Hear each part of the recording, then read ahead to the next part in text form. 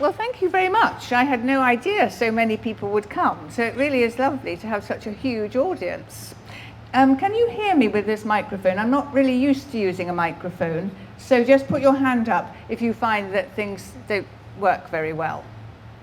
So the title of my talk is "The Doctor Thought She Should Play Golf." Well, now I don't think we would think it was particularly peculiar to go to the doctor, or at least hear from a friend that their advice would be to go more walking or cycling or do Pilates or yoga or play golf.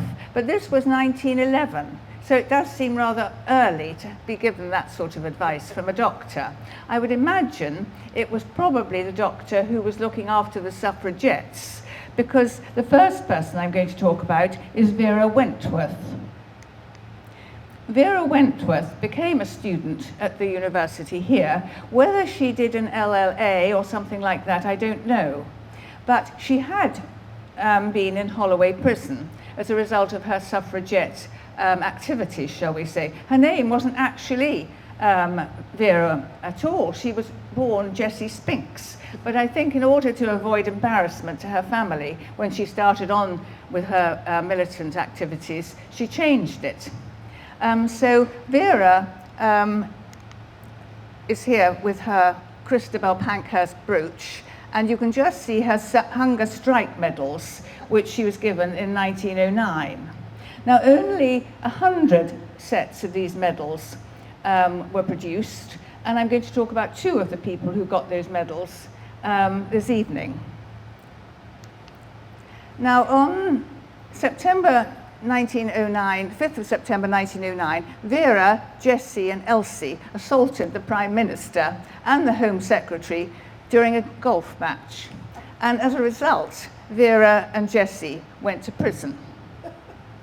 And so here we've got Vera with her apron, it looks like, doesn't it?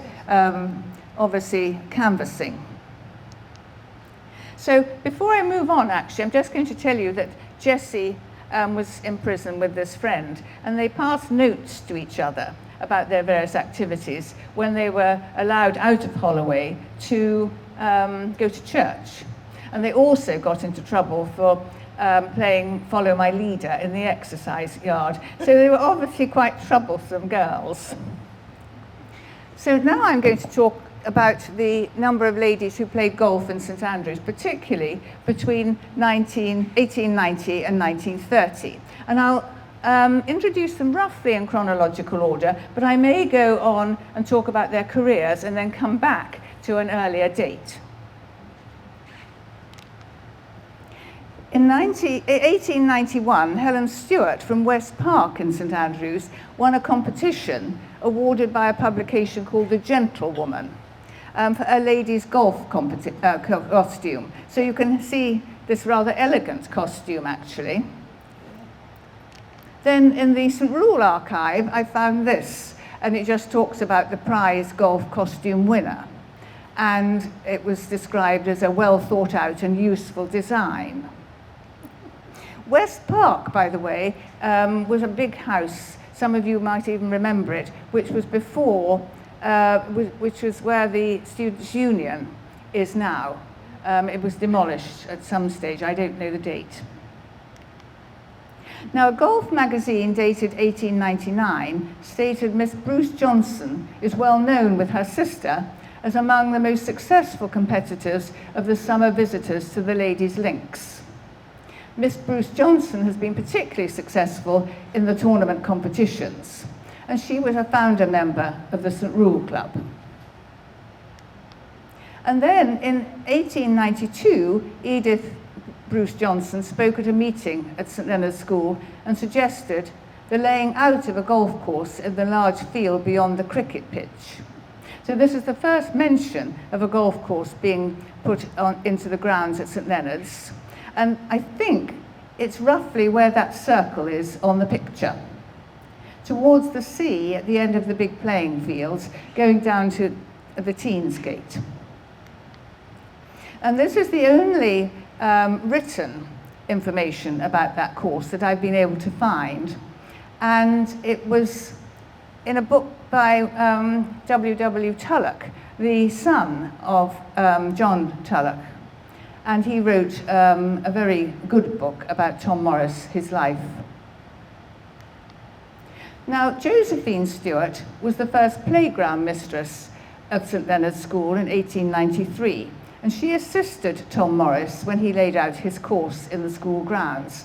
Now, playground mistress was something that was used by the school, but it really means a games mistress, and we all had those at school.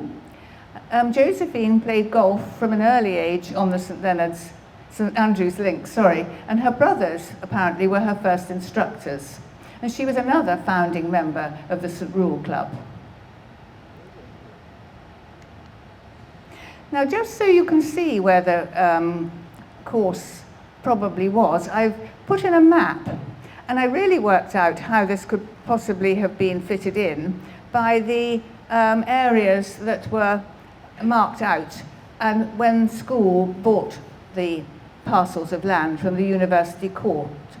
So the last, let me show there, here, parcel of land was not acquired till 1895, so it was fairly obvious that the course didn't reach that area.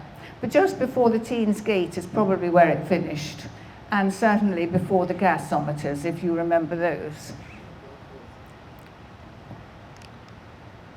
Now, Elmer Muirfield played on Tom's course at St Leonards in 1894 and 1896, and her grandfather was John Hutton Balfour, and this photograph was taken at Inverleith House in Edinburgh. And Elmer is sitting in that chair and is circled. And this is how I've come across the information about who were winners of prizes at that time, because the St Leonards School Gazette listed quite a lot of information. Miss Agnes Granger was the founder of the St Rule Golf Club in 1898, and she was the captain of St Rule in 1901, 1902, and 1924. And she gave the Granger Medal, which was presented to the St Rule Club. And this actually I looked at very carefully because Lindsay was getting them out ready for the AGM. And it has a lovely plate on the left with lots of engraved names on it, and the medal in the middle, and then, of course, an empty space for more names in the future. Now, this is Miss Ethel Turner on the left, and she was a silver medalist in the St Rule Club's golf competition, and she won it, I think, with a score of 96. Now, this is a Golf Illustrated magazine picture taken and published on the 9th of November and described her as a graceful player. Now, quite some time ago, I asked Hannah if I could come and look at the Golf Illustrated, because I thought the few pictures we had at St Rule of some of these early players were probably just a section of what might be available. And I flicked through all these early illustrated magazines and found that there were no extra pictures at all. It was so geared to the men. So this is why there aren't a lot of images of these early golfers, because they just didn't seem to exist. Now, Mrs. Grimmond was a very good golfer, and she won a gold medal in the St Rule Club autumn meeting in 1900. And she was the mother of Joe Grimmond, the leader of the opposition between 1956 and 1967. But she, like Ethel, is wearing rather a smart costume and a nice straw boater. Must have been very impractical.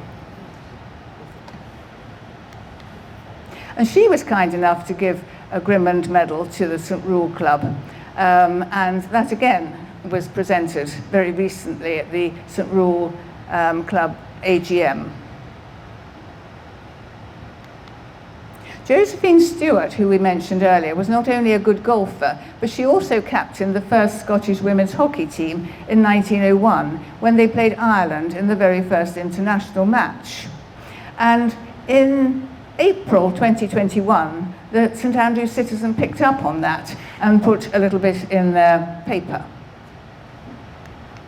Now this is the photograph of the first Scottish women's hockey team, and that includes Dorothea Robertson, Margaret Harvey, Ethel Wedgwood, Helen Moyer, May Simpson and Frances Todd. And these names also appear on the early Scottish Ladies Golf Championship draws. And what is really quite awful about this is that 10 girls from St Leonards were in a team, and only one person had not been at St Leonards, and it must have been very, very difficult for her. But on the other hand, we mustn't feel too sorry for her, because she did become president of the Scottish Women's Hockey Association, so she probably got over the trial of being surrounded by all these other girls who she didn't know, but they all knew each other. And also in St Andrews was the Alexandra Ladies Golf Club, and this is a list of their members in about 1901. And it's not a very long list, there are only 35 of them, but it's quite interesting to see where they lived, and not all local at all. And sometimes you come across people on a different list who perhaps 2 years later were living in that house. So they obviously rented houses a lot in that period. Now the Alexandra Club unfortunately had to close, presumably through lack of members. And when it ceased to exist in 1905, this cup was given to the St Rule Club. And it really is a very prestigious and heavy cup, and is still presented. Now, this is quite an interesting story, which probably most people have not heard of before. But Dorothy Micklejohn was listed in 1901, before her marriage that year, as a member of the Alexandra Ladies Golf Club. But she was awarded the Royal Humane Society Medal in 1888 for saving the life of Elsie Ingalls and May Simpson, who were in danger of drowning at the bathing pool below Castle Cliff. Now, Elsie Ingalls was, of course, the founder of the Scottish Women's Hospital, and May Simpson was her niece. But for some reason, other people have never picked up on that rather dramatic incident, which was covered in the St Andrews Citizen, and might have changed the course of history. Now I'm going to have to call on Hannah to help me out here. The St Andrews Citizen published an account of this incident, which was reprinted in the St Leonards School Gazette in 1954, but this is where Hannah has to do her bit. As the fifer. You want me to?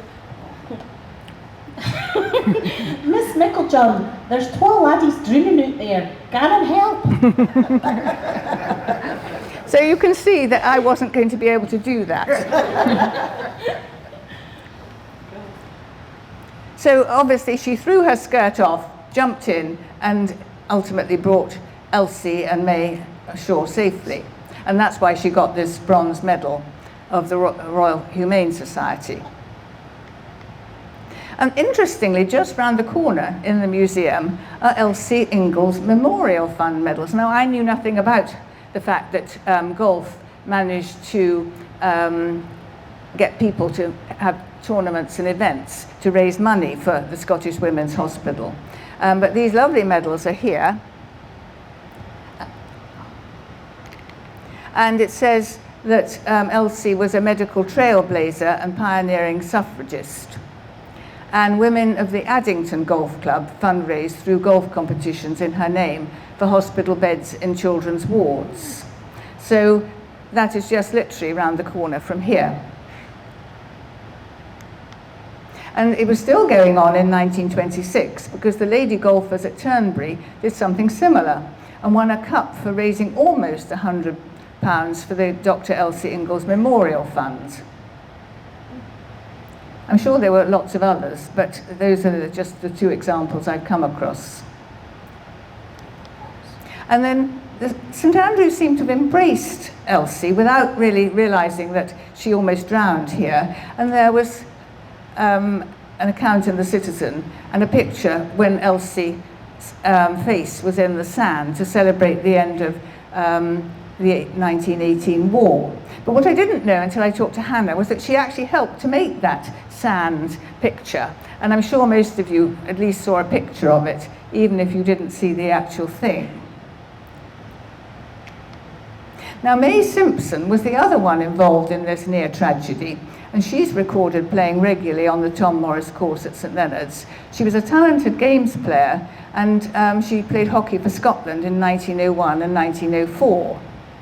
In 1901, she was a member of the Alexandra Ladies Club, and in 1907, she reached the 4th round of the Scottish Ladies Championship, which I think was quite good going, actually. And she then went off to work in the St Leonards Hut during World War I, which we'll come to later. But she returned to St Andrews and became a house mistress at St Leonards. Now, I think you'll think, what on earth am I doing telling you about a doll that belongs to May Simpson and St Leonards, I suppose. But May was very keen on dolls, and it was an inherited interest because her mother and her aunt, Elsie, had 80 dolls between them. So now I'm beginning to understand why she was so keen on this doll. But she made a set of St Leonard's uniform for this one, and it had everything. Day wear, night wear, games equipment, school books, trunks, wash things, and school uniform. It was quite extraordinary. But the reason I'm really telling you this is that Laurie Ochterlony made for this doll a golf bag and golf clubs and a head cover.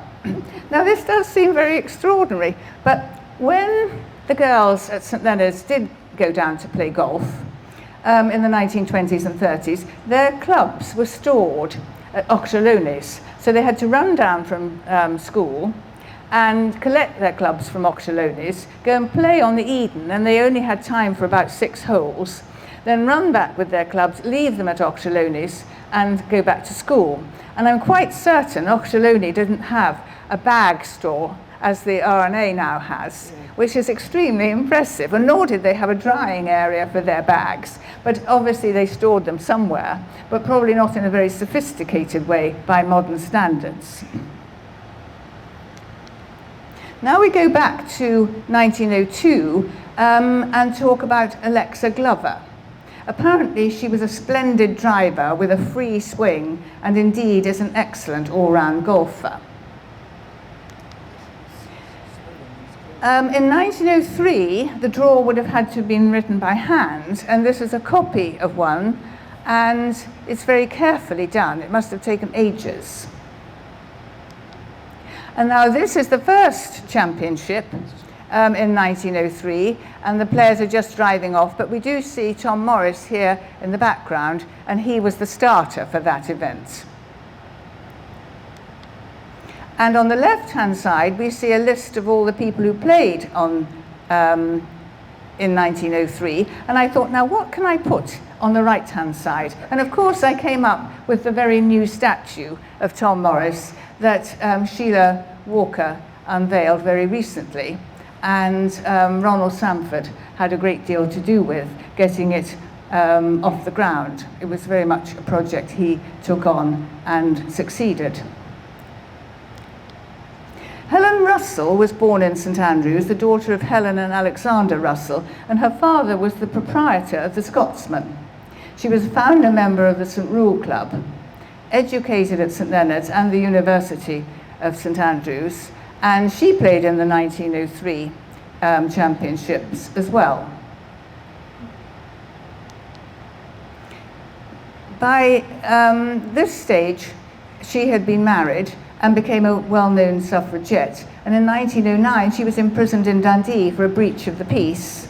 And in 1911, imprisoned for 2 months in Holloway for breaking the windows at Whitehall. Her children collected the stones. She had a boy and a girl to provide the ammunition.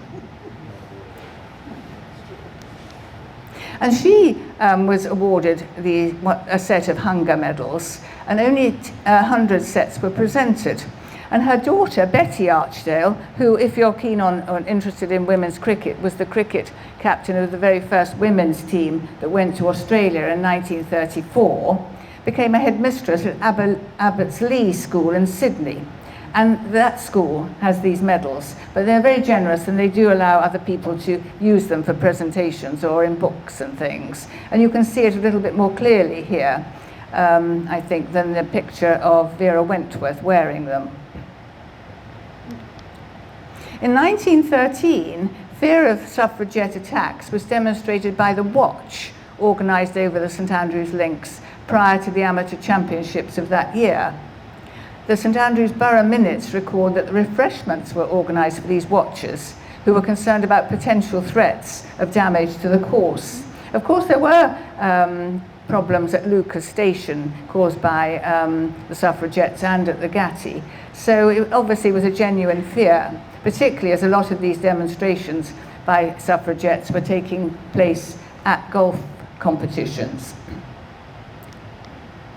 Now, Lilia Sandeman is quite an interesting person, born in India, but then the family came back to St Andrews. She joined St Rule in 1900, and her mother joined in 1898, so it was a bit of a family affair.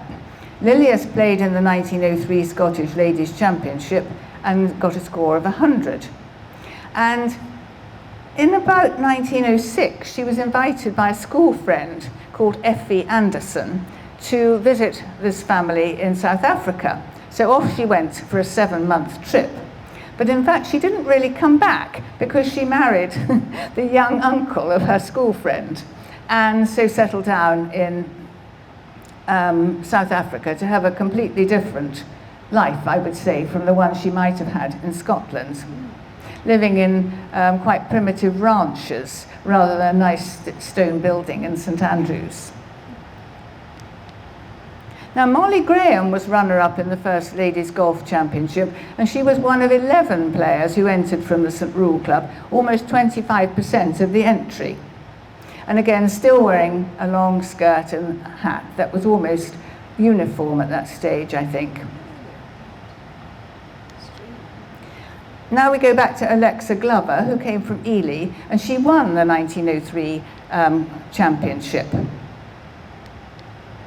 Frances Teacher, on the far right, was winner of the Scottish Ladies' Championship in 1907. And she was a St Leonards girl, and she played hockey at school. She and her sister were both very good at hockey, but there was no mention of her playing golf at all. But suddenly, she appeared as the winner of the championship in 1907. And both sisters were good at hockey and golf. This photograph comes from the North Berwick Golf Club website. And then there's a little bit about the championship in the St Leonards School Gazette, and 9 St Leonards girls, former St Leonards girls I should say, took part. So whether they were supporting her or whether they just wanted to join in, I don't know. Margaret Harvey was a regular entrant in the Scottish Championships from 1903 until at least 1928, and she reached the semi-final in 1909. And she was another person who played hockey for Scotland and golf for Scotland. I tried to find a correlation between people who were international hockey players and international golfers, and that didn't quite work. There were certainly a lot of international hockey players who played in the Scottish Championships, but very few who actually were internationalists in both games. Elsie Kyle played in the Ladies Golf Championship in 1908, and you probably know a lot more about Elsie Kyle than the other people I've mentioned because of Eve's very interesting book about the golfing Kyles of St Andrews. Elsie lost to Maud Titterton, the eventual winner, at the 24th hole. Must have been a huge marathon. But she was too young to join St Rule at that time, but joined in October that year, aged 17. And the Ladies Golf Championship in 1908 didn't include Frances Teacher, the reigning champion, because she forgot to meet the deadline and she didn't send her entry in on time, which was very poor do. And now we've got Elsie Kyle, and she won the Scottish Golf Championship at Machrihanish in 1909, and then went on to win the championship in Nairn in 1910.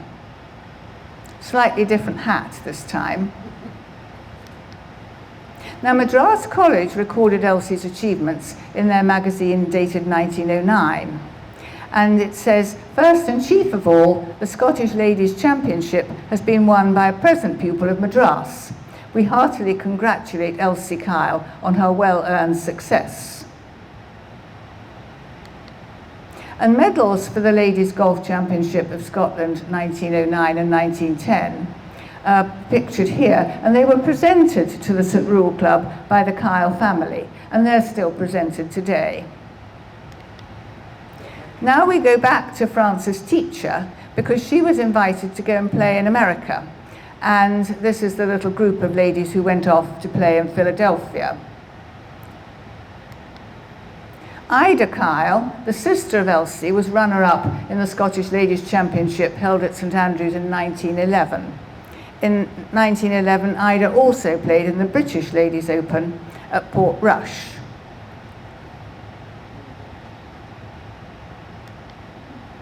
Now, there was a family of 4 golfing sisters called Robertsons. And Ethel Robertson was a golfer who played on the Tom Morris course at St Leonards, and she'd obtained the best average score there in 1894. And she played in the championships from 1904 till 1923. Then she became secretary of the SLGA in 1908, and then accepted the role again in 1920 when the championships were relaunched. She continued as secretary and treasurer until 1926. She wasn't quite such a good golfer as her sisters, but she did obviously put in a lot of time helping others to reach a better standard.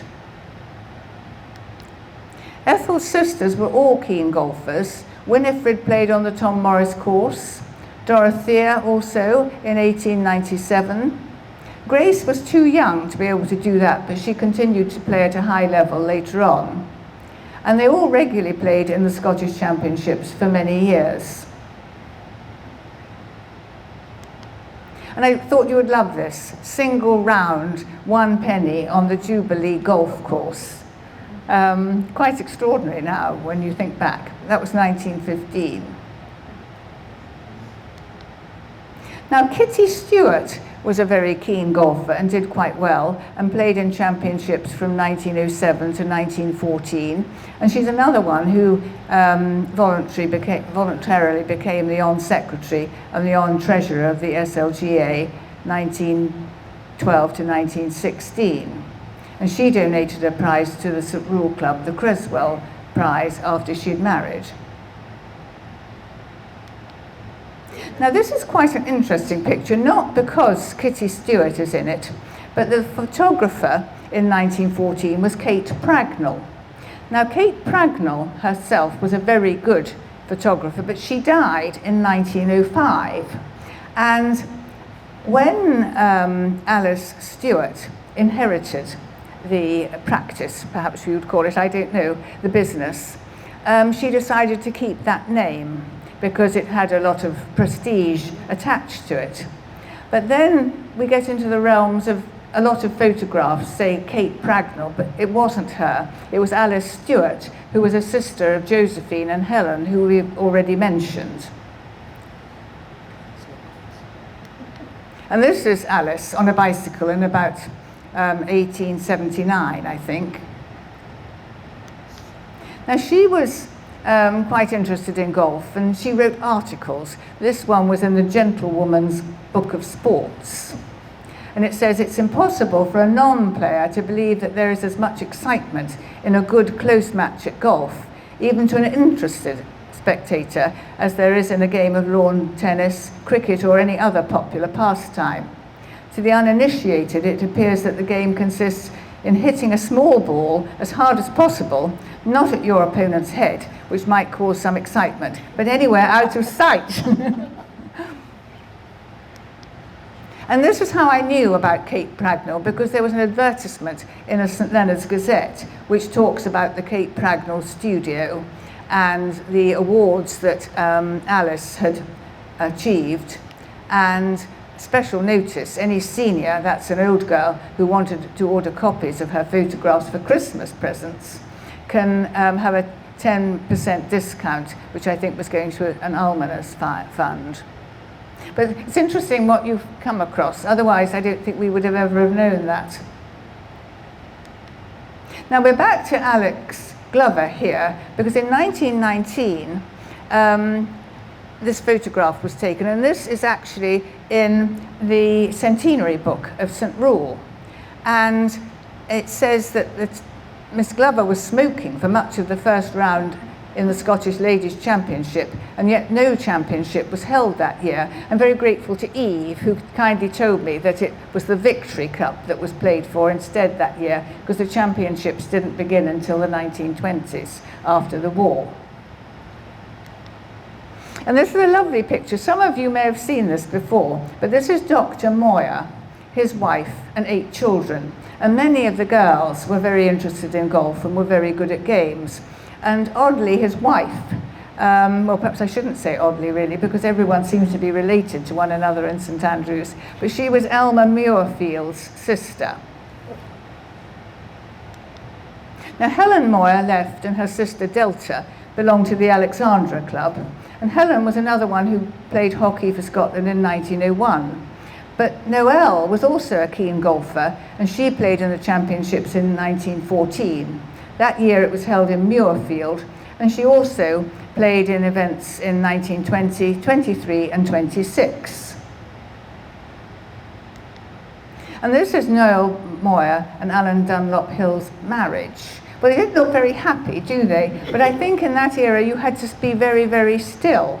And I remember my grandmother telling me that sometimes you had to have a neck brace so that you didn't move at all. But they don't certainly look a very happy couple. Now at this point I'm just going to hold up this book, because there's a picture of it on the slide. I wasn't sure how well it would come out, but it's an extremely interesting book, and it actually belongs to St Rule. I'll have to run in and put it back tomorrow. Because Noelle Dunlop Hill, née Moyer, was the author, and it gives a list of all the ladies who played in the Scottish Championships up until about 1929. Nice pictures, and it's a very, very interesting record of who played and who eventually won and so on.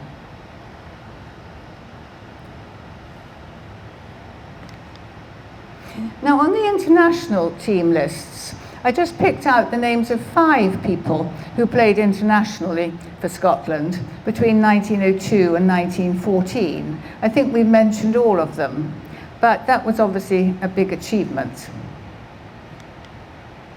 Now we're going to go and work through some of the ladies who we've mentioned already, who went and worked in a hut during World War I in Harfleur in France. And the hut was a joint project between the YMCA and St Leonards. But an awful lot of golfers seemed to go off to France to help. And this was what the camp looked like, fairly grim, I would say. And basically these ladies were running a canteen and just looking after the welfare of the soldiers, who presumably were on some sort of rest from the front, and then they went back again after having had a break. Now Hannah and I looked at this picture of Winifred and Dorothea in Harfleur in 1916, and Hannah said she thought it was really quite extraordinary that they took their best dress and hat to basically the front. But then on the other hand, presumably there were parties and events that they had to dress up for, and they clearly took their best frock and hat just in case. And we mentioned Elma Muirfield, and she's in the background here on this slide. So she's another one who was there helping. And these are mules, not horses, apparently. But it does seem quite extraordinary, doesn't it, that these ladies who had a very proper upbringing in St Andrews or somewhere in Scotland were then racing off to France to do good works. Now this car was quite special to these people in France, and this was given to the hut by the St Leonards School and the staff. The seniors, the old girls, had already given an ambulance. But Winifred Robertson, who we've mentioned before, who was another one who played on the course at St Leonards, and later regularly in Scottish Championships, was the one who seemed to drive this car. But if you think about it, they must have come from quite wealthy families if they were able to drive a car, because presumably father had to have a car, and a bit like Downton Abbey, they learnt because the car was available. But she looked after it very, very carefully, I think. But at the end of the war, it was shipped back to Britain. And then Grace, the youngest sister, towed the car, which was called Betsy, from Dover to Canterbury after hostilities ceased. And in the St Leonards Museum, we have the steering wheel and the horn that belongs to the car. And all around the steering wheel are little brass plates that say places that the car went to, which is quite interesting. And this is Grace in 1921, presumably after she'd seen the removal of the car from Dover to Canterbury in an international team. The uniform has changed a little, hasn't it? But they're still wearing hats. Not sure if they would have played in those hats, though. Now, Muriel Stewart, captain of school at St Leonards in 1919, is here, later Mrs. Auburn Stewart Wilson. And if you're wondering, yes, she was the granny of Auburn Stewart Wilson. But she looks a very cheerful girl, doesn't she? Georgina Dempster appears on the Scottish Golf Championship draws from 22 to 28, and she was a promising golfer when she entered St Leonards. Mrs. Dempster requested that her daughter should be excused from hockey because she was very worried about hockey affecting her daughter's golf swing. But the housemistress, Miss Story, said, oh no, Georgina could play golf for herself, but she was playing hockey for the house. And actually the team lists show that Georgina did play hockey for the house. Mother was overruled. So this is the draw of the championship in 1923, and Mrs. Auburn Stewart Wilson lost to Miss Dempster. So that's really why I told you the story about Miss Dempster. I think she was the Provost daughter from Perth. And in 1921, Audrey Kyle, the youngest sister of Elsie and Ida, won the LGU Open meeting held at St Andrews. And the following year, she entered the Scottish Ladies Golf Championship and was runner-up to the very formidable Mrs. Watson, the reigning championship. But Audrey also competed in 1924, 26 and 28.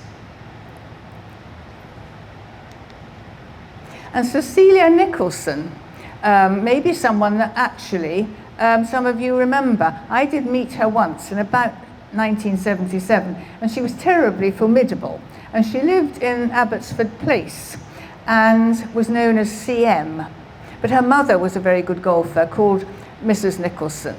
So armed with a hickory-shafted niblick used by her mother to win the championship in 1923, Miss Cecilia Nicholson, captain of the St Rule Club, won her way into the quarter-finals of the Scottish Women's Championship at Nairn.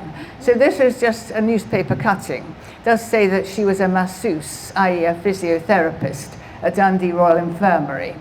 And she was eventually runner-up.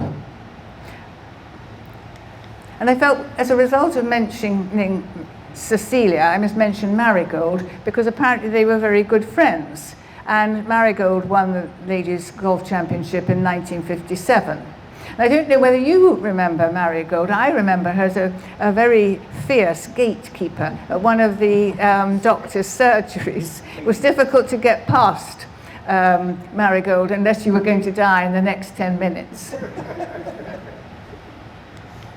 And then two former St Leonards girls were members of the Curtis Cup team, Margaret Pickard in 1961 and in 1970, and Julia Greenhouse in 64, 70, 76 and 78. And this is not a picture of them, but it's a picture of George Braid teaching Celia Workman. I don't think Celia particularly got beyond perhaps schoolgirl golf, but it's quite a nice picture showing the girls in that era, of which I think Joan and Sheila were playing golf and having some instruction. And then finally, everyone loved Angela, so I had to put Angela in at the end. And as well as being a very successful amateur golfer, of course, she designed a range of clothing for women in the 1990s, and that's on display around the corner. And so it's nice to include her, I think. So that is the end.